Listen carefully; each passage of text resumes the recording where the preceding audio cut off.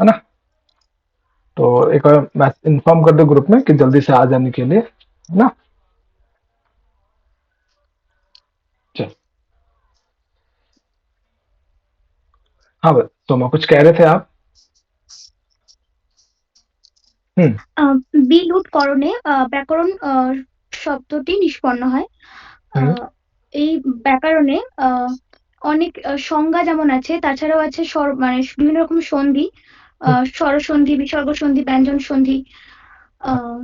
এছাড়াও সমাস কারক সম্পর্কিত হুম। বিভিন্ন রকম জিনিস। এছাড়াও বিভিন্ন রকম সংজ্ঞা যেমন গুণ বৃদ্ধি, নদী, হুম। এগুলো হুম। এই সমস্ত কিছু সংজ্ঞা। এছাড়াও আমাদের বেসিক যে কোন বর্ণকে কি বলা হয় সেই हाँ हाँ। মাহেশ্বর সূত্র। হুম। হুম। আহ, এছাড়াও প্রত্যয়, হুম।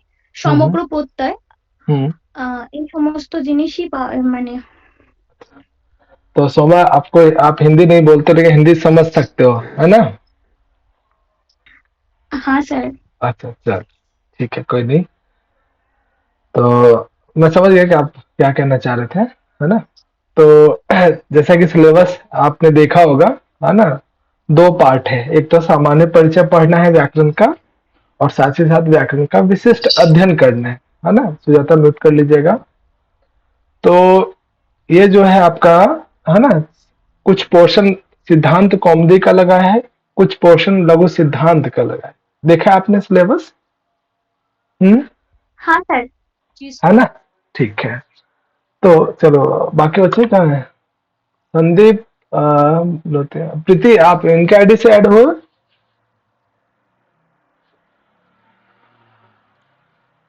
खुशबू तोमार कौन है बच्चा? एक बार रियल नाम बता दीजिए, है ना। और संदीप भलोतिया, है ना, रियल नाम बता दीजिए। प्रीति। हाँ जी सर, मैं हूँ ठीक प्रीति। ठीक, ओके ओके। खुशबू तोमार। तन्नु, तन्नु हो खुशबू? हाँ जी सर।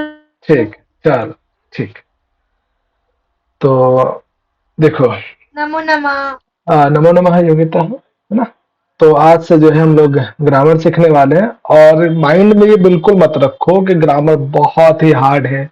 जो भी आपने पहले से सोच रखा है या जो अब तक बिल्कुल लगता है कि बहुत ही हार्ड है, कुछ भी नहीं है। पहले ही तो ये चीज अपने माइंड में हटा लो, है ना। बिल्कुल नहीं रखना है कि ग्रामर बहुत ही टफ है, ऐसा नहीं, है ना।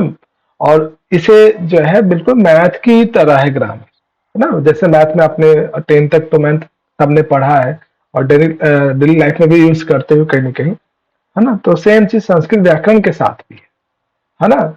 उसमें क्या है, सूत्राज सूत्र है, आपको सूत्र फॉर्म में आपको पता होना चाहिए कि कौन सा सूत्र क्या कहना चाहता है ना। तो कुछ थोड़ी बहुत हम लोग इसको देखेंगे ऐतिहासिक दृष्टिकोण से भी कि कैसे हमें जो है अष्टाध्यायी से आगे कैसे कैसे उसका विकास हुआ, है ना। तो सबको पता है कि फादर ऑफ संस्कृत ग्रामर कौन है ना। संस्कृत ग्रामर के फादर, यानी जो संस्कृत के व्याकरण के प्रवर्तक कौन माने जाते हैं बच्चा? क्या नाम है उनका? पानिनी जी। पाणिनि। पाणिनि अष्टाध्यायी। हाँ, तो बच्चा हम लोग एक बेसिक जो है जो चीजें हमें चाहिए उतना हम लोग अभी देखेंगे, ठीक है। तो इसमें कुछ चीजें ऐड नहीं है, कुछ चीजें इसमें लगभग ऐड किया गया है, कुछ चीजें आप लोग नोट कर लीजिएगा बाद में, है ना।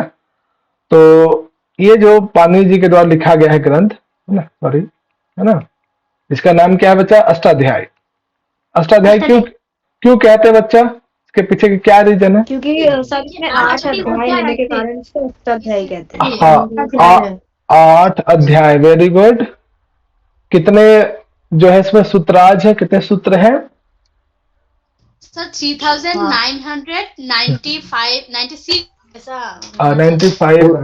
4,000 के आसपास। हाँ लगभग, हाँ 4000। 4,000 के आसपास। हाँ, तो पाणिनि जो है फादर ऑफ संस्कृत व्याकरण, संस्कृत ग्रामर, है ना, या संस्कृत व्याकरण के जनक, है ना, ये सब शब्दों का प्रयोग करते हैं, ठीक है बच्चा, ये थोड़ा सा ध्यान रखना। अब इनका बर्थडे कब आता है? बर्थडे का मतलब एग्जैक्ट डेट नहीं है हम लोग को पता है ना। यानी संस्कृत में क्या है कि कोई भी राइटर जो है ना अपने बारे में एग्जैक्ट कुछ बताते नहीं है, कुछ लिखते नहीं है ना, अपनी प्रशंसा के तौर पर कुछ बहुत ज्यादा नहीं कहते हैं, पूरी परंपरा रही है उनका मूल उद्देश्य होता है कि भाई हम आने वाले जनरेशन को ज्यादा से ज्यादा नॉलेज दे, नॉलेज बेस्ड उनका जो है अपना मेरे वो। पास आवाज क्लियर नहीं आ रही आपकी। या क्या किसी और को भी सेम प्रॉब्लम है? हाँ बच्चा बोलो। सर पाणिनि जी का जो जन्म है ना, वो चतुर्थ से अष्टक शतक है ऐसा माना जाता है। अच्छा अच्छा, एक मिनट, क्या आवाज मेरी सबको सही से आ रही है? सबको सही से आ रही है? हाँ सही आ हाँ। रही है। आप प्रेमलता आप ना फिर से ज्वाइन कर लीजिए, तो मे भी हो सकता है कि आवाज सही से आए आपके पास, है ना? ठीक है। तो अब ये जो है इनका समय क्या माना जाता है, बहुत इस पे रिसर्च है कि ये इनका समय ये है वो है ना? तो एक लगभग जो बहुत सारे जितने भी स्कॉलर्स हैं, जितने भी विद्वान हैं या व्याकरण आचार्य हैं, फैकल्टीज मेंबर हैं जितने भी, वो एक समय निर्धारित करते हैं कि लगभग जो है 500 ईसा पूर्व। ठीक है बच्चा, ध्यान। हाँ, 500 ईसा पूर्व। तो चीजें हमें क्या क्या ध्यान रखना है, एक तो इनका है ना फादर ऑफ जो है संस्कृत ग्रामर कौन है, उनका बुक का नाम क्या है, उसमें कितने अध्याय हैं, कितने सूत्राज है, और अध्याय किस में विभाजन है बच्चा? हाँ, अध्याय किस में विभाजित किया गया है? ध्यान से सुनो, बहुत बेसिक चीजें चल रही है अभी, फिर बाद में हम लोग अंदर बहुत डिटेल से चलेंगे। पतंजलि। हाँ? ये जो अष्टाध्यायी ग्रंथ है ना, इसमें 8 अध्याय है। अध्याय में विभाजन, अध्याय के अंतर्गत क्या आता है? चार चार पाद में विभाजित किया। हाँ, इसके अंतर्गत पाद, पाद के अंतर्गत फिर क्या है? सूत्र। वेरी गुड, है ना? तो एक क्वेश्चन तो यहीं से बनता है, प्रत्येक अध्याय में जो है 4 पाद है ना? और 8 जो है टोटल जो है क्या है? 8 चौके 32, है ना? तो प्रत्येक अध्याय में 4 पाद है, पादों के अंतर्गत सूत्र है ना? तो ध्यान रखिएगा, एक क्वेश्चन यहीं से बनता है कि अष्टाध्यायी का जो है क्रम क्या है, या उसको अरेंज फॉर्म में अष्टाध्यायी के अंतर्गत अध्याय, अध्याय के अंतर्गत पाद, पाद के अंतर्गत सूत्र है। लगभग 4000 सूत्र माने जाते हैं। ठीक है बच्चा? और इनका जो समय है ना, लगभग 500 ईसा पूर्व। तो बताओ आज से कितना साल पहले की बात है ये, कब इन्होंने जो अपने टाइम पे लिखा होगा, है ना? तो क्या आज का समय जोड़कर कितना समय हो सकता है? लगभग कौन बताएंगे? 2522। 2522 या 2000? और बताओ, अभी 2021 चल रहा, 2022 चल रहा है, और 500 ईसा पूर्व पहले की बात है ना? तो कितना हो जाएगा बच्चा? 2500, 2200 साल लगभग, इतने साल पहले की बात है ना? कि जब पाणिनि जी ने जो है, ऐसा नहीं कि पाणिनि जी से पहले कोई ग्रामर नहीं रहा होगा, ऐसा नहीं है, रहा है, लेकिन इतने साइंटिफिक फॉर्म में नहीं था, है ना? या फिर हमें था तो लेकिन प्राप्त नहीं रहा, ये भी कह सकते हैं, है ना? तो आज से जो है लगभग, है ना, 2500 साल पहले की बात है ना? 2522 या 2500 साल पहले की बात है, जब पाणिनि जी ने जो है संस्कृत को एक साइंटिफिक बनाने के लिए, है ना, उन्होंने जो है एक ग्रामर की रचना की, है ना, जिसका नाम जो है अष्टाध्यायी रखा गया। ठीक है? जब ये 500 ईसा पूर्व उन्होंने 4000 सूत्र में लिखे, है ना, तो ये बताओ कि हर जनरेशन में जो पढ़ने वाले बच्चे होते हैं, तो क्या वो अपने से पूर्ववर्ती जनरेशन के जैसा ही होता है या अपग्रेड करते हैं? बताओ, जैसे पहले के बच्चे जो है पढ़ाई करते हैं तो बहुत मन लगा के पढ़ते थे, है ना, कि टीचर जो कह रहे हैं उनके बातों को फॉलो करते थे। लेकिन क्या समय के बाद धीरे धीरे बच्चे भी एडवांस होने लगे, कुछ बच्चों को लगा नहीं सर बहुत टफ पढ़ा रहे हो, थोड़ा सा इजी करो। तो सोचो कि आज से 2500 साल पहले जो है 4000 सूत्रों को पढ़ना पड़ता था, जैसे सामान्य जनों के लिए, है ना? तो धीरे धीरे कुछ लोगों को बहुत टफ होने लगा, जैसे आप बच्चे घबरा रहे हो, है ना, कि सर हम अष्टाध्यायी पढ़ेंगे, इतने सूत्र है उसमें, कैसे कर पाएंगे? कुछ शॉर्ट फॉर्म बताइए, कुछ आसान तरीका बताइए। कहते हो ना आप लोग, सर एग्जाम से पहले 4 दिन पहले कुछ ऐसा दे दीजिए सर जिससे हमारा काम चल जाए, ऐसे बोलते हो ना आप लोग, है ना? तो सेम चीज इधर भी हुआ, है ना, कि 2500 साल पहले पाणिनि जी ने जो है संस्कृत व्याकरण की रचना तो कर दी, अष्टाध्यायी नामक ग्रंथ का। जैसे जैसे समय आगे बढ़ता गया, है ना, तो लोगों को जो है प्रॉब्लम होने लगा संस्कृत समझने में, विद्यार्थियों को प्रॉब्लम होने लगा, है ना, कि सर अष्टाध्यायी इतना आचार्य सूत्र हमसे तो नहीं होगा सर, कुछ आसान तरीका बताओ आप, है ना। तो इसी बीच जो है एक बहुत बड़े आचार्य आए, भट्टोजी दीक्षित, शायद कुछ बच्चों ने नाम भी सुना होगा, भट्टोजी दीक्षित, आचार्य भट्टोजी दीक्षित, है ना। इनका जो समय है 17वीं शताब्दी यानी 1600 से लेकर 1699 के मध्य, 17वीं शताब्दी में एक आचार्य आते हैं, है ना।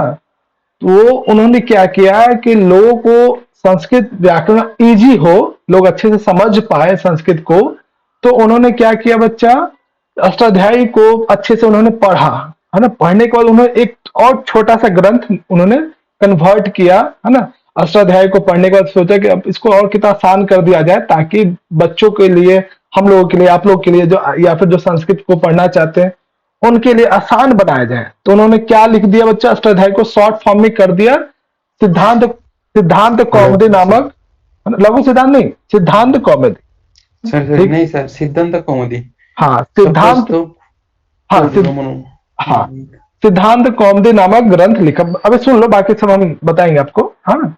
सिद्धांत कौमुदी नामक ग्रंथ की रचना कर दी। अब बच्चा देखो, 17वीं शताब्दी की बात है ये, और चूंकि एक गुरु भी थे और उनके फैमिली में हर कोई संस्कृत पढ़ने वाला था, मतलब पूरा परिवार ही संस्कृत तज्ञ थे, संस्कृत का अध्ययन करने वाला। कोई वैयाकरण थे, कोई मीमांसावादी थे, कोई अन्य दर्शनवादी थे, अलग अलग फील्ड के एक्सपर्ट थे संस्कृत में, है ना। तो भट्टोजी दीक्षित जी ने क्या किया, एक शिष्य था उनका, जैसे आप लोग मेरे शिष्य हैं, मैं भी किन्हीं का शिष्य हूँ। तो कई बार आपने कहावत भी सुना होगा कि अक्सर जो है जो शिष्य होता है वो गुरु से आगे बढ़ जाता है ना। तो उनका एक शिष्य था, शिष्य का नाम था वरदराज। शिष्य का क्या नाम था बच्चा, वरदराज। अभी सुनते जाना, हाँ हाँ। उन्होंने देखा, अरे गुरु जी चलो ठीक है, मैं तो बहुत होशियार हूं, तो मुझे तो समझ में आ जाएगा कि सर आपने जो सिद्धांत कौमुदी रचना की है ना, उसको मैं तो पढ़ के समझ में आ जाएगा। लेकिन और जो छोटे बच्चे हैं या फिर जो मुझसे भी एवरेज बच्चे हैं, उनको कैसा समझाया जाए, उनके लिए तो बहुत टफ है सर। पता नहीं सर, आप तो अष्टाध्यायी सर सिद्धांत कौमुदी बना दिए, फिर भी हमें समझ में नहीं आ रहा सर, कुछ और शॉर्ट तरीका बताइए जिससे हम पढ़े। लघु सिद्धांत कौमुदी। हाँ एग्जैक्टली, नहीं लघु सिद्धांत अभी, उससे पहले एक चीज और आता है ना। तो वरदराज इसी चिंतन में रहते थे क्या किया जाए, तो उनको आइडिया है कि ऐसा करते हैं कि गुरु जी ने जो लिखा है, यानी उनके गुरु जो थे भट्टोजी दीक्षित, तो उन्होंने सोचा वरदराज जी ने कि चलो गुरु जी के ग्रंथों को पढ़ते हैं अच्छे से, और कोशिश करते हैं कि और कितना मतलब जिससे काम चल सके, जिससे जो संस्कृत व्याकरण या संस्कृत को समझने में जो है ऐसा कोई बुक लिखा जाए जिसे आसानी से समझा जा सके। तो उन्होंने क्या लिखा बच्चा, एक तो मध्य सिद्धांत कौमुदी, लघु सिद्धांत कौमुदी, और एक सार कौमुदी, है ना, एक सार कौमुदी भी है। तो उन्होंने सिद्धांत कौमुदी को भी 3 भागों में बांट दिया, मध्य, लघु, है ना, और सार कौमुदी। तो ये जो सिद्धांत कौमुदी, कुछ चैप्टर आपको जो है या कुछ टॉपिक जो है लघु सिद्धांत के अकॉर्डिंग पढ़ना है, और कुछ जो है सिद्धांत कौमुदी के अनुसार पढ़ना है ना। तो ये बताओ कि वरदराज और भट्टोजी दीक्षित दोनों का समय समकालीन रहा होगा, एक ही टाइम पे रहे होंगे, अलग अलग रहे होंगे? एक ही टाइम पे रहेंगे। एक ही टाइम पे, जैसे मैं और आप क्या है, एक ही टाइम पे है, समकालीन है ना। हाँ बोलो बोलो। सर भट्टोजी दीक्षित का समय 17वीं 17वीं शताब्दी, एग्जैक्ट ये नहीं कह सकते क्या हो। हाँ बोलो बोलो। 1400 नहीं 14 ऐसे में कोई भी नहीं एग्जैक्ट नहीं मिलता है। 1400 नहीं, 17वीं शताब्दी मैंने देखा है, और मैंने काफी प्रमाणिक बुक से आपको बताया है ना। मेरे पास वहमी लिखा, मैं लिख के रखा, नहीं कोई भी मिला मुझे, बहुत ही प्रमाणिक बुक है, वहमी व्याख्या लघु सिद्धांत की, भीमसेन शास्त्री जी की, है ना। उनकी बुक को मैंने पढ़ा, तो मुझे 17वीं शताब्दी, है ना, नोट कर लीजिएगा, है ना। सर हाँ फिर एक बार बताओ, जैसे अष्टाध्यायी नोटबुक में तो 16 शताब्दी है। बच्चा 17वीं शताब्दी कर लीजिएगा उसको, है ना। और देखो इन, हाँ उन राइटरों के समय में थोड़ा सा अंतर रहता ही है ना, लेकिन ये जो 17वीं शताब्दी है ना। हाँ चंदा क्या कह रहे हो, क्या कुछ कहा आपने चंदा? हाँ सर, मैंने ये बोला कि अगर जैसे कि आपने बोला कि अष्टाध्यायी आई, अष्टाध्यायी के ऊपर फिर उन्होंने लघु सिद्धांत कौमुदी, फिर लघु सिद्धांत कौमुदी लिखी। तो सर ये जो कात्यायन ने जो वार्तिक लिखा, तो इस ये कहाँ हाँ, मतलब आ रहे हैं, वो भी आ रहे हैं, वो भी आ रहे हैं, वो भी आ रहे हैं, वो भी आ रहे हैं, है ना।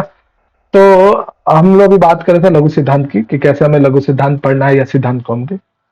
तो जो पाणिनि जी का जो समय है 500 ईसा पूर्व, अब सीधे हम लोग 1700 आ गए, है ना। तो उस बीच ऐसा नहीं कि काम नहीं हुआ, उस बीच भी काम हुआ, है ना। तो 500 ईसा पूर्व में पाणिनि जी हुए, 350 ईसा पूर्व में, है ना, कि एक राइटर आए, है ना, उन्होंने देखा कि पाणिनि जी ने तो सूत्र फॉर्म में लिखा, है ना। चलो ठीक है, 500 ईसा पूर्व के समाज के लोग जो रहे होंगे, सोसाइटी के लोग रहे होंगे, बहुत एडवांस रहे होंगे, संस्कृत के प्रति बहुत प्रेम रहा होगा, बहुत अच्छे से अध्ययन करते होंगे, तो उनके लिए तो चलो ठीक है।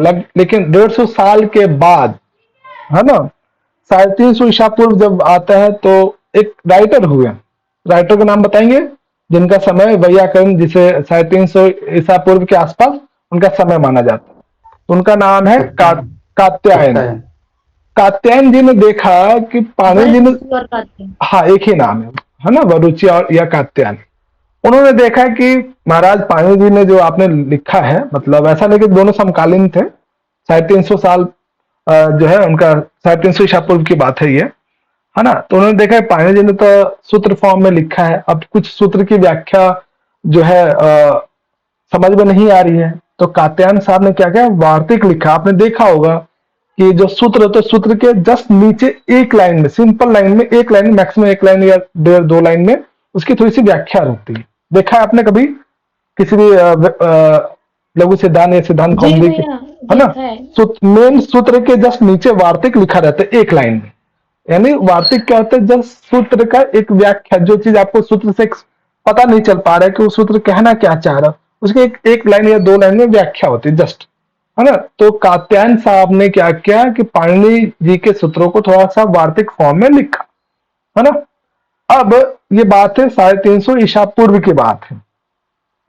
फिर एक समय आया कि नहीं, और बहुत टफ हो रहा है, समझ में नहीं आ रहा है, और क्या इजी किया जाए, है ना।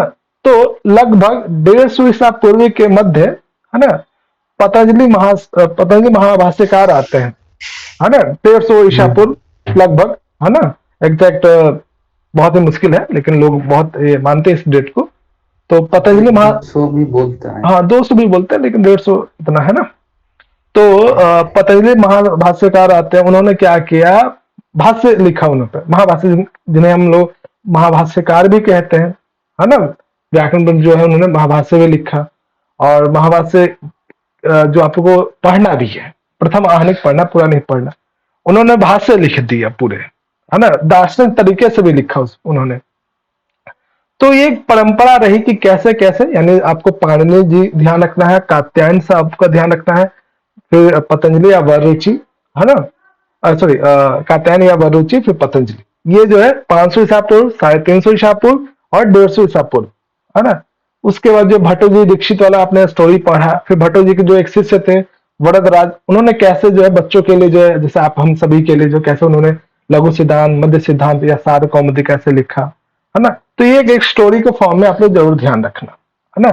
और इसमें क्या क्या प्रश्न बन सकता है अरेंज फॉर्म में, कि पहले वैसे भी आपको अलग से वैयाकरणों का परिचय पढ़ना ही पढ़ना है ना, कि पाणिनि के विषय में पढ़ना है, कात्यायन के विषय में पढ़ना है, पतंजलि साहब के बारे में पढ़ना है, लगभग जो है 15-16 जो है वैयाकरणों के विषय में पढ़ना है ना। तो सब हम लोग देखेंगे भी आगे, है ना। मोटा मोटी ये स्टोरी थोड़ा सा ध्यान रखना कि कैसे कैसे ये विकास कम रहा। ये बहुत ही शॉर्ट फॉर्म में मैंने बताया है ना। विकास कम पढ़ने के लिए बहुत समय चाहिए, लेकिन नेट के एग्जाम से इतना थोड़ा सा ध्यान रखिएगा, और जो टॉपिक हमें पढ़ना है उसके लिए थोड़ी सी भूमिका आएगी। अब किसी भी, हाँ संगीता, सर आपने एक बार बताया था महाभाष्य का, सर महाभाष्य के अंदर क्या होता है वो मैं भूल गई हूँ, एक बार अरे बता दीजिए। आपने देखा होगा कि उसमें जो पहला शब्द, पहला सूत्र भी प्रयोग करते हैं, अथ शब्दानुशासनम। अब यहाँ से जो है शब्दों के अनुशासन या शब्द परिचय या शब्द के विषय में बताया जाएगा, है ना। फिर वहां पे देखते हैं कि व्याकरण का लक्षण बताते हैं पतंजलि महाभाष्यकार, जो है व्याकरण किसको कहते हैं, व्याकरण का एक लक्षण देते हैं, व्याकरण के क्या प्रयोजन, व्याकरण पढ़ने से आपको क्या लाभ है, छोड़ दो लाभ नहीं है तो, लेकिन बताते हैं, है है ना, पूरा जी व्याकरण भैया। बहुत अच्छे दार्शनिक तरीके से भी बताते हैं, है ना। तो हम पढ़ेंगे भी, जल्द पढ़ेंगे, है ना। और हम लोग कोशिश करेंगे कि 3 महीना, और ये ग्रामर का क्लास 3 से 4 महीना चलेगा बच्चे, जितना आपको सिलेबस है और जितने हम लोग क्लासेस ले पा रहे हैं 3 to 4 डेज जो भी हो पा रही मेरी तरफ से, है ना। और ग्रामर में मेरी मेहनत तो रहेगा ही रहेगा। और मैं एक बात और, मैं बहुत ज्यादा, ऐसा भी नहीं कि मैं गुरुकुल परंपरा से मेरी शिक्षा रही है, ऐसा नहीं है। मैं भी आप ही लोगों में से जो है साइंस बैकग्राउंड से पढ़ के संस्कृत पढ़ रहा हूँ, है ना। तो मैं भी एक विद्यार्थी के रूप में हूँ, तो मैं जितना सीखा हूँ या जितना पढ़ता हूँ उसके हिसाब से मैं आप लोगों को नेट जेआरएफ के एग्जाम के पॉइंट ऑफ व्यू से पढ़ाऊंगा, है ना। इसमें जो है आप लोग की भी ज्यादा भूमिका है कि चीजों को खुद से भी पढ़ना है, इधर हम लोग डिस्कशन भी करेंगे, पढ़ेंगे भी, क्वेश्चन प्रैक्टिस भी करेंगे, ठीक है बच्चा। और दूसरी बात, क्लास बिल्कुल भी मिस ना करें, ठीक है। तो ग्रामर एक ऐसा सब्जेक्ट है, यदि आप 1-2 क्लास मिस करेंगे तो बिल्कुल, है ना, सर के ऊपर जाएगा। और चूंकि ये ऑनलाइन क्लासेस है ना, तो ऑनलाइन क्लासेस में आप जानते ही चीजें कैसे थोड़ी सी मतलब पर्दे के पीछे बच्चा ध्यानपूर्वक सुन रहा है कि नहीं सुन रहा है ना। ये भी जो है थोड़ा सा जिम्मेदारी आप पे भी ज्यादा कि आप थोड़ा सा एक्टिव फॉर्म में रहे ना। अदरवाइज तो मैं तो कोशिश करूंगा कि आप लोग एक्टिव रहें, है ना। क्वेश्चंस बार बार पूछकर अलग तरीके करेंगे, ठीक है बच्चा। एक चीजें ये थोड़ी सी ध्यान रखना। अब ये जो आप लोग को टॉपिक लगा है नेट जेआरएफ के सिलेबस में, 2 यूनिट है इसमें, है ना। 5th यूनिट और 6th यूनिट। 5th यूनिट में स्नेहा बताओ क्या क्या लगा है 5th यूनिट पे, क्या क्या टॉपिक हमें पढ़ना है नेट जेआरएफ के सिलेबस में। स्नेहा, हाँ स्नेहा, अब बोलेगी नहीं स्नेहा। मेरी आवाज आ रही है आपको? चुप रहे भूमि चुप। जी भैया। हेलो हाँ हाँ स्नेहा, बताइए बताइए। क्या क्या भैया? 5th यूनिट में क्या लगा है नेट जेआरएफ के सिलेबस में? भैया एक तो मतलब व्याकरण का परिचय, सामान्य परिचय है ना, और मतलब उसका विशिष्ट प्रकार से अध्ययन हम्म, है ना। उसमें जैसे परिभाषाएं वगैरह हो गई और प्रत्यय वगैरह हो गए। वो तो आप 6th यूनिट का बात कर रहे हैं। 5th यूनिट में क्या है? अच्छा 5th में तो भैया ये मतलब व्याकरण का परिचय हो गया और व्याकरण, भाषा विज्ञान, व्याकरण या वैयाकरण? व्याकरण सॉरी। हाँ ओके, आगे भाषा और विज्ञान। भाषा विज्ञान का है ना परिचय वगैरह, और पाणिनि के बारे में पढ़ना है, और पतंजलि हो गए, भर्तृहरि हो गए, ऐसे जो मतलब वैयाकरण उनके और बारे में। और एक टॉपिक छूट रहा है। और भाषा विज्ञान और हम्म, पाणिनीय शिक्षा पढ़नी है हमें। हाँ एग्जैक्ट। पांचवा जो यूनिट है उसमें आपको बेसिकली 3, है ना, पाणिनि शिक्षा पढ़ना है। उसके बाद जो और है, भाषा विज्ञान में जैसे आकृति मूलक, परिवार हाँ मूलक जो वर्गीकरण वगैरह है वो पढ़ने हैं, ठीक, वेरी ये गुड, है सब ना। चीजें। 2 यूनिट है आपके, है ना, 5th और 6th। ये दो है सामान्य और विशिष्ट अध्ययन के तौर पर पढ़ना है ना। और तो सिलेबस को कंठस्थ कीजिए बच्चे सभी को, है ना।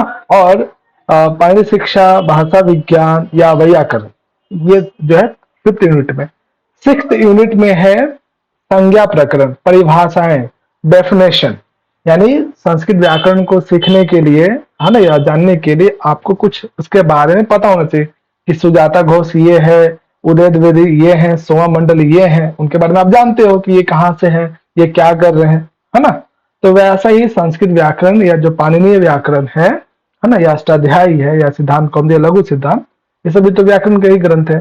इनको समझने के लिए आपको कुछ संज्ञाएं, कुछ डेफिनेशंस पता होना चाहिए, है ना, कि ये कौन है, इनके बारे में क्या कहा जाता है। जैसे एग्जाम्पल में, जैसे जैसे शास्त्रीय शब्द होते हैं, कुछ पारिभाषिक शब्दावली होती है, प्रत्येक शास्त्र की एक अपनी विधा होती है, तो वो अपने शास्त्रों में जो प्रयोग किए जाते हैं शब्द, उसे क्या कहेंगे। जैसे गुण क्या है ना, गुण शब्द एक ऐसा है जो अलग अलग सब्जेक्ट में उसका डेफिनेशन चेंज हो जाता है। दर्शन में कहेंगे तो कुछ और अर्थ होगा, सत्व रजस तमस। व्याकरण में कहेंगे तो उसका अर्थ अलग हो जाएगा, गुण संज्ञा क्या है, गुण संधि क्या है। वही फिर आप साहित्य की दृष्टि से देखोगे तो गुण अलग हो जाता है, और गुण, प्रसाद गुण, माधुर्य इत्यादि गुण, है ना। डेली लाइफ में यूज करते हैं तो उसका गुण का अर्थ अलग हो जाता है ना। तो सेम चीज यहाँ भी है। तो कुछ आपको डेफिनेशन पढ़ना है, उससे पूर्व आपको 2 चीजें जरूर जाननी चाहिए। माहेश्वर सूत्र क्या है और उच्चारण स्थान क्या है। कितने बच्चे जानते हैं माहेश्वर सूत्रों की संख्या कितनी है? 14 14 भैया 14। हाँ, ये जो आप लोग पूरा अष्टाध्यायी की जो सूत्र फॉर्म में है ना, मैं आप लोगों को थोड़ा सा दिखाता हूं। अभी दिख रहा है आपको? जी सर। हाँ, जी सर। देखो बच्चे, हाँ देखो बच्चे यहाँ पे है ना कि जो पाणिनि साहब ने जो है ना, कहा जाता है ऐसा कि इन्होंने अष्टाध्यायी को लिखने के लिए है ना हिमालय में जाकर जो उन्होंने तपस्या किया था, और शुरुआत में जो है बहुत ही अल्प बुद्धि, ऐसे मतलब किंवदंती है, लोग मानते हैं है ना कि बहुत ही अल्प बुद्धि के थे, तो तपस्या करने गए और जो है शिव जी जो है प्रसन्न होकर जो है उन्होंने 14 बार डमरू को बजाया था, जिससे 14 प्रकार के सूत्र उत्पन्न हुए, जिसे हम लोग माहेश्वर सूत्र कहते हैं, शिव सूत्र भी कहते हैं। ठीक है बच्चा, शिव सूत्र हो या माहेश्वर सूत्र हो, एक ही नाम है। ठीक है बच्चा, शिव सूत्र या माहेश्वर सूत्र। ठीक है, सारा जो अष्टाध्यायी में जो सूत्र लिखे गए हैं है ना, वो प्रत्याहार के माध्यम से, तो आप लोगों ने नाम सुना होगा प्रत्याहार। हाँ, नाम सुना है किसी ने प्रत्याहार? जी है ना? जी सर। तो प्रत्याहार बनाने के लिए या पाणिनि जी के सूत्रों को समझने के लिए, या फिर लघु सिद्धांत या सिद्धांत कौमुदी में जो सूत्र दिए गए उनको समझने के लिए, एक तो आपको कंठस्थ फॉर्म में ये 14 प्रकार के माहेश्वर सूत्र याद होने चाहिए, है ना, नीचे से बच्चा, है ना? ये तो याद है। याद है? कौन कौन सुनाएगा? अरे याद है मुझे भी। याद है? जी सर। नरेंद्र महोदय सुनाए, थोड़ा गाइए, आप बहुत अच्छा गाते हैं, आप गाएंगे नरेंद्र महोदय? अरे सड़क पे चलते हुए क्यों घुमा रहे हो मेरे को? अच्छा गा लेंगे, लेकिन अभी अच्छा क्षम्यता महोदय। हाँ चलिए, कोई और गाएंगे बच्चा? तो घर कब पहुंच रहे हैं आप? गाएंगे नहीं, पर सूत्र याद है। अच्छा, गाना नहीं आता सर, लेकिन हम वैसे ही सुना देंगे। हाँ। वैसे भी हमें आता है। तो बच्चा ये सबके लिए इसे कंठस्थ कर लीजिएगा, नीचे से ये फॉर्म है ना, 1 से लेकर जो है 14 तक इसको अच्छे से याद कर लीजिएगा। ठीक है बच्चा, इसके बिना जो है आपको आप प्रत्याहार नहीं बना सकते हैं, है ना, मुश्किल हो जाएगा। चलिए यहाँ पे जो है को कंठस्थ कर लीजिएगा। जैसे अब इसका क्या यूज है, कैसे हम इसकी क्यों आवश्यकता है, इसके बिना क्या हम आगे बढ़ सकते? तो बिल्कुल भी नहीं बढ़ सकते। इन माहेश्वर सूत्रों से, जैसे आपने मैथ में जो है फॉर्मूला पढ़ा ना, है ना, कि a प्लस बी का होल स्क्वायर क्या होता है ना, उसको आपको पता होगा, तभी आप उससे संबंधित चीजों को आप वहां पे अप्लाई कर पाओगे। तो सेम चीज यहाँ भी है कि जो माहेश्वर सूत्र है ना, जो 14 प्रकार के जो सूत्र है, इनका क्या यूज, हम कहाँ यूज करें? तो इनका यूज है प्रत्याहार बनाने में। प्रत्याहार, है ना, और ये प्रत्याहार के लिए कितने अक्षर की आवश्यकता होती है बच्चा? 2 अक्षर की, है ना बच्चा? 2 अक्षर चाहिए, तभी आप प्रत्याहार बना सकते हैं, है ना। एक जो है जैसे अच, है ना, देख लो बच्चा, जिन जो नहीं जानते ध्यान से, अब ये अच प्रत्याहार हमें बनाना है, यानी अच में जो पहला अ कहाँ दिखाई दे रहा है? सीरियल वाइज देखो बच्चा, कहाँ दिखाई दे रहा है? एक रुको सुजाता दिख रहा है फोर्थ वाले में, ए औचा में। हाँ बस समझ गया कि आपने जो पता। आज प्रत्याहार में ना, हाँ, अ ई उ री ए उ ओई ओ तक आएगा। बहुत, चलो पूरा सुनो, स्वरवर्ण हाँ सुनो, है ना। अच प्रत्याहार हमें सीखना कैसे, हमें देखना कैसे बच्चा, कि 2 अक्षर चाहिए प्रत्याहार बनाने के लिए, है ना। पहला अक्षर देखो कि सीरियली वाइज में कहाँ आ रहा है, फर्स्ट पोजीशन में ही अ हमें दिख रहा है, तो ये हो जाएगा पहला। च हलंत कहाँ दिख रहा है आपको? तो फोर्थ वाले में यहाँ पे च हलंत आ रहा है, तो अ से लेके च हलंत के मध्य जो भी अक्षर आ रहे हैं सबको ले लेंगे, लेकिन जो हलंत वाला पद है वो नहीं ग्रहण किया जाता है, वो अनुबंध हो जाता है, वो नहीं ग्रहण किया जाता प्रत्याहार के निर्माण में, है ना। तो पाणिनि अष्टाध्यायी के सूत्रों में जहां भी अच शब्द का प्रयोग होगा, जहां भी अच मिलेगा, इसका मतलब है अच के अंतर्गत अ ई उ री ए ओ आई औ ये जो है अक्षर आएंगे।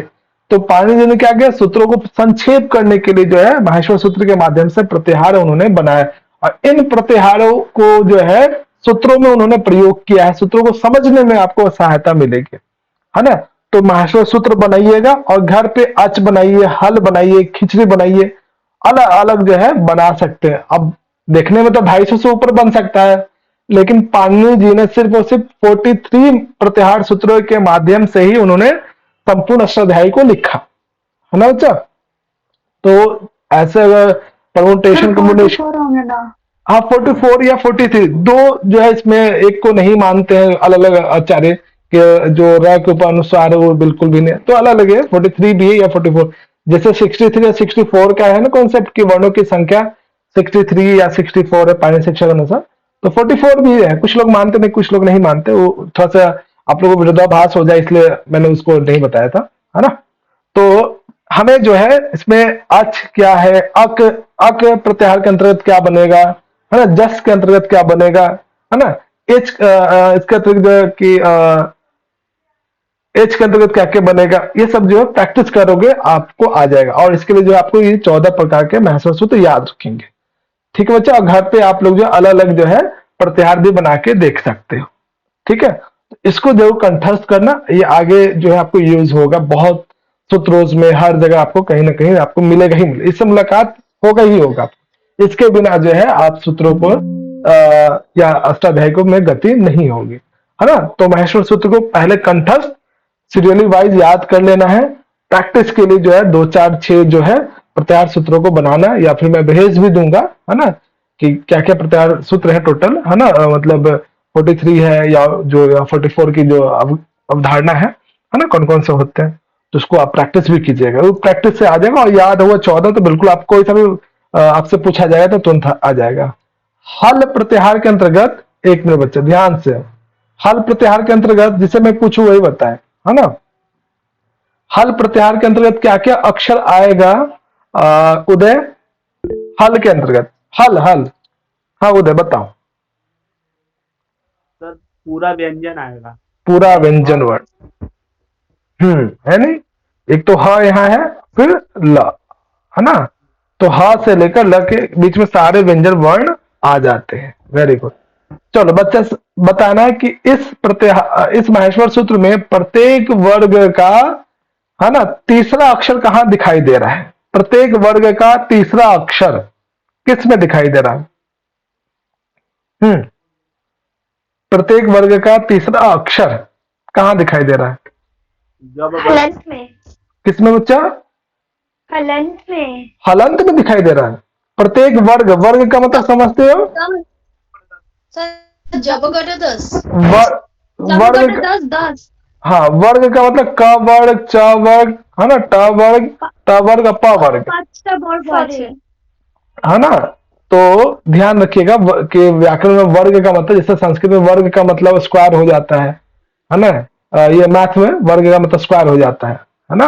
तो संस्कृत में वर्ग का मतलब क वर्ग, च वर्ग, त वर्ग, त वर्ग, प वर्ग होता है, ध्यान रखिएगा, है ना। तो मैंने प्रश्न पूछा है कि इस माहेश्वर सूत्र में कौन सा जो है माहेश्वर सूत्र जिसमें प्रत्येक वर्ग का तीसरा अक्षर आता है ना। तो प्रत्येक वर्ग का तीसरा अक्षर किसमें आ रहा है, जब गड़ दश, है ना, श नहीं आएगा, ध्यान से, तो वैसे भी, है ना, वैसे भी लोप हो जाता है ना, अनुबंध है वो, है ना।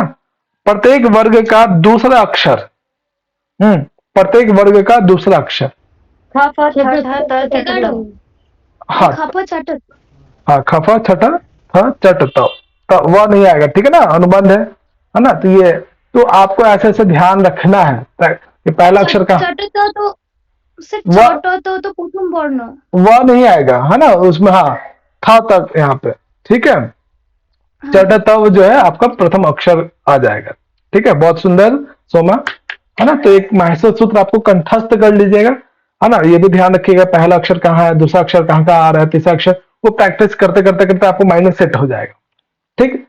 उसके बाद एक चीज और आपको करना है, उच्चारण स्थान, है ना, कि कौन सा वर्ण जो है उसका उच्चारण स्थान क्या है, इसके से संबंधित कुछ सूत्र हैं, और आपने बीए में कहीं ना कहीं पढ़ा है ना।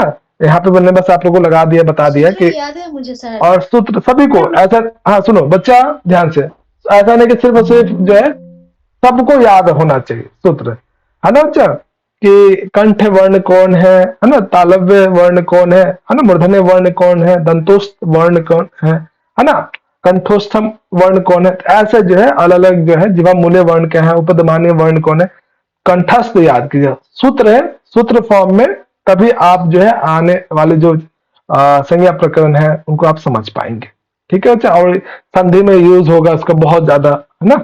तो जैसे मान लीजिए आप लोग, है ना, ये एक सूत्र है, पहला सूत्र क्या है बच्चा, क्या बोला जाता है इसको? विसर्जनीय नामा हाँ, अकुह विसर्जन नाम कंठ, सम्यक। तो इसमें अब सूत्र में ही क्या उसका डेफिनेशन छिपा हुआ है ना, क्या क्या? हाँ सर। कु का मतलब, कु का मतलब, कु का मतलब, चू का मतलब, टू का या तू का या पू का, वो सब का मतलब का वर्ग, च वर्ग, त वर्ग, त वर्ग, प वर्ग है।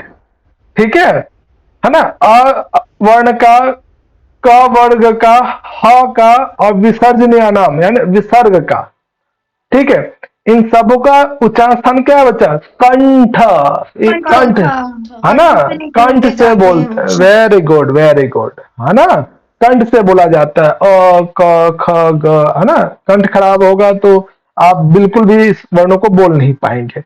अब ये जो ध्यान से देख, साइंटिफिकली है सर। हाँ चलो बच्चा, ये जो सा है ना, जिसे पूछो वो बताएंगे बच्चा। हाँ जयंत, ये कौन सा सा है? ये जो सबसे लास्ट वाला जो सा है, कौन सा सा है जयंत? हमको तो पता नहीं है, अच्छा कोई बात नहीं, मूर्धन्य श। मूर्धन्य सा है। हाँ चलो सर ध्यान से, शो बोलते हैं एक मिनट ध्यान से, हिंदी में क्या बोलते हैं पता नहीं। चलो देखो भूलना मत, है ना। ऐसा मत बोलना है कि षटकोण वाला सा है, सड़क वाला सा है, सलजम वाला सा, बिल्कुल भी नहीं, है ना। ये जो आप दिख रहा है आपको, ये इसको कहते हैं तालव्य शह, इसको कहते हैं मूर्धन्य शह, इसको कहते हैं दंत शह। इसके पीछे क्या है इसका लॉजिक, है ना। जैसे लॉजिक है, ये दंता दंतिस्सा है, दंता यहाँ पे काम करता है, दंता जब चरण कर जाता है, हाँ दंतिस्सा का दंतों का जुआ दंतों में टाच करता है। हाँ, जैसे होता है। जैसे आप इसको पढ़ो, इस सूत्र को पढ़ो, क्या सूत्र है, पढ़ो। तालु। हाँ, इसमें क्या क्या अक्षर दिखा है? ह्रस्व ई, है ना, ई चू, चू का मतलब च वर्ग, फिर क्या य है ना, फिर क्या कौन सा श यहाँ पे? तालव्य श, है ना। ये सर्ट, ये सलजम वाला स मत बोलिएगा कोई भी, बचपन में जो आपने सीखा बोला, कोई दिक्कत नहीं। क्यों? क्योंकि ये इन सभी वर्णों का उच्चारण क्या है? तालु, है ना। तालु किसको कहते हैं बच्चा? कौन सा वाला पार्ट है तालु, बताओ। जीभ को कहते हैं ना, अच्छा, ऊपर वाला नहीं, ऊपरी भाग, जीभ के ऊपर वाला, ऊपरी भाग जीभ के जस्ट ऊपर। हाँ, सर है ना, दांतों के जो दांतों के जो है। अब आप लोग इधर देख सकते हो, है ना, शायद इसका पिक्चर लगाया होगा, नहीं इसमें नहीं लगा, चलो, है ना। बाकी जो है, ये जो है ना जीभ के जस्ट ऊपर वाला जो पार्ट है ना, वो तालु कहलाता है। ठीक है, तो जो तालव्य श है, तालु से उच्चारण किया जाता है, तालु के बिना वो तालव्य श उच्चारण हो नहीं सकता है। जो आप लोग सलजम बोलते हो ना, स सलजम वाला सा, वो नहीं, तालव्य है श जो है तालु से उच्चारण होता है ना। या फिर ई का, फिर या च वर्ग के जो अक्षर है, या य, है ना, या फिर तालव्य शह, उन सब का उच्चारण तालु है, इसलिए उसको हम लोग तालव्य शह कहते हैं। मूर्धन्य शह कौन सा वाला, जो आप लोग षटकोण वाला बोलते हो, वो वैसे नहीं बोलना है। मूर्धा के कारण, मूर्धा कौन सा है बच्चा? मूर्धा किसको कहते हैं संस्कृत में? मूर्धा का मतलब बोला जाता है जीव, है ना, जीवा, है ना बच्चा। देखो, है ना, इसमें री, टू, है ना, या र, है ना, या फिर ये जो मूर्धा वाला श है, ये क्या मूर्धा से बोला जाता है, जीवा से बोला जाता है ना। ये जीव के बिना जो है, ये श जो है षटकोण जो बोलते हो आप, स है, वो बोल ही नहीं सकते हो, है ना। तो री या ट वर्ग या र या फिर मूर्धन्य शह, इसको कहते हैं मूर्धन्य स। क्यों? क्योंकि इसका उच्चारण स्थान मूर्धन्य वर्ण के कारण होता है। ठीक है बच्चा। और उसी प्रकार से ये जो स है इसका उच्चारण दंत श कहते हैं, या इसका उच्चारण दंत से होता है ना, इसलिए इसका नाम जो है दंत शह, मूर्धन्य स तालव्य श। ध्यान रखिएगा। और दंत से ऋ तु ल श, है ना, ऋकार, है ना, जो वैदिक साहित्यों में हमें प्राप्त होता है, लौकिक में तो बिल्कुल इंद्रिय वर्ण नहीं दिखता है। तु यानी त वर्ग और ल और जो है दंत शह। ठीक है, ये सब दिखाई देता है। अब एक प्रश्न है बच्चा आप सबसे, यहाँ पे एक वचन है, द्विवचन या बहुवचन है? ये जो दंताहा है एक वचन है या द्विवचन? बहुवचन है। और ये जो तालु है, बहुवचन, बहुत सारे। कंठा, ये कौन सा है? एक वचन द्विवचन? अच्छा एक वचन। अच्छा। अरे ओष्टो में है, ये कौन सा वचन है? सर क्यों दो, है ना। चलो तो बच्चा इसी प्रकार से आपको जो ना, मतलब ये तो आप खुद से कर लीजिएगा, देख लीजिएगा, इसमें सारे यहाँ पे जितनी आवश्यकता है ना, यहाँ पे सब दिया हुआ है। ठीक है बच्चा, यहाँ पे उसकी पूरी व्याख्या भी है, इस पे मैं बहुत ज्यादा नहीं देखूंगा, इसको पढ़ना। ठीक है बच्चा, और कोई समस्या आए तो बताना, बाकी इसको कंठस्थ कर लेना। ठीक है, एक सूत्र की व्याख्या इसमें नहीं दिया हुआ इस पुस्तक में, है ना। इसमें जैसे ये है, इसका कोई बताएंगे ये क्या, किसके विषय में कहा जा रहा है? ओ दौतो कंठोष्ठम, ये किसका है? हाँ, ये जो सूत्र दिख रहा है आपको सबको? ए दैतो कंठ तालु, ए और हाँ। दीर्घ ए और दीर्घ ए का जो उच्चारण स्थान है वो कंठ तालु है। कौन सा? पुनः वदतु, फिर से बोलिए। ए दैतो कंठ तालु, कंठ तालु, कंठ तालु या कंठोष्टम? ओ और औ का है कंठोष्टम, छोटा और बड़ा ओ ओदो तो कंठस्थ और एदोई तो कंठ तालु। हाँ, वेरी गुड, है ना बच्चा, ध्यान रखिएगा, है ना। बाकी कोई दिक्कत नहीं है, धीरे धीरे याद करोगे ना तो चीजें याद भी रहेंगी, है ना। इसका मतलब है ना, ओ और औ, है ना, ओ या, है ना, ओ और औ का जो उच्चारण स्थान है कंठोष्टम में, कंठ और ओष्ठ दोनों लगते हैं, है ना। तो इसको बच्चा थोड़ा पढ़िएगा, इसमें सारी चीज इसमें दिया हुआ है ना। तो इसमें जो है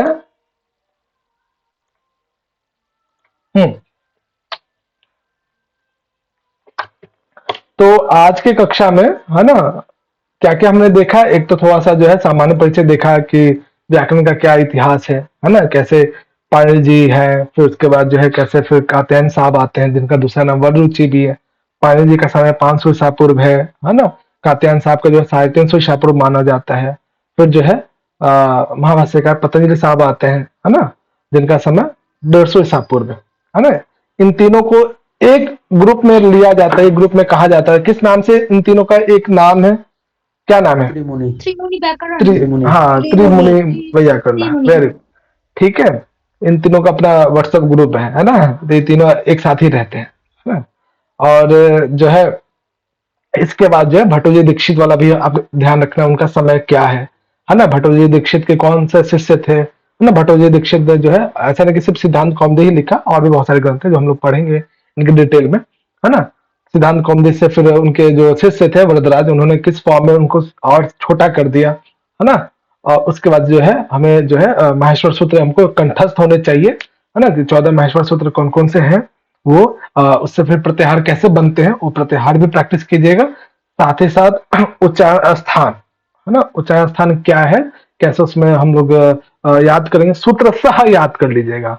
और तालव्य मूर्धन्य स दंत स, है ना, उसको क्यों बोलते हैं, इसके पीछे क्या लॉजिक है, उसका कौन सा सूत्र याद रखिएगा। और भी जो उसमें सूत्र बताएंगे उच्चारण स्थान को कंठस्थ कर लीजिएगा।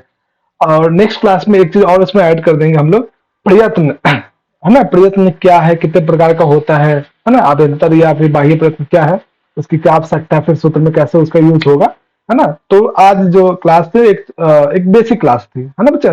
तो दो चीजें जरूर करके आइए, माहेश्वर सूत्र कंठस्थ करके, और दूसरा जो है उच्चारण स्थान कंठस्थ करके, और साथ ही साथ जो इतिहास है छोटा सा, वो थोड़ा सा ध्यान रखिएगा। तो नेक्स्ट क्लास जो है यानी मंडे नहीं, है ना, ट्यूसडे को जो है ना, वहां पे हम लोग पढ़ेंगे सीधे परिभाषाएं, संज्ञा प्रकरण स्टार्ट करेंगे। ठीक है बच्चा, आज जो है इतना ही रखते हैं, अभी एक क्लास है मेरी। ठीक है बच्चा, अब किसी को कुछ पूछना है तो 1-2 मिनट है आपके पास, पूछ सकते हो बच्चा।